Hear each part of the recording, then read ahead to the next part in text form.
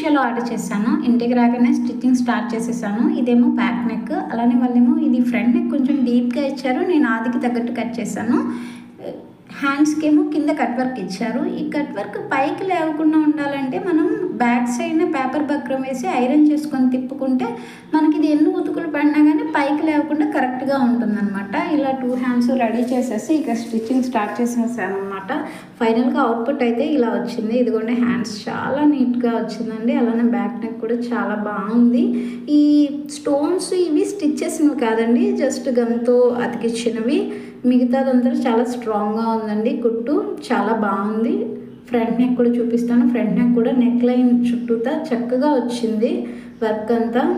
అలానే ఇక్కడ గోల్డ్ ఉంది కదా అని చెప్పి నేను కూడా గోల్డ్తో హ్యాంగింగ్స్ కొంచెం గోల్డ్ కాంబినేషన్తో హ్యాంగింగ్స్, రోజ్ హ్యాంగింగ్స్ రెడీ చేశాను అనమాట. నాకు చాలా నచ్చింది. చాలా రీజనబుల్ ప్రైస్ అనిపిస్తుంది. మీకు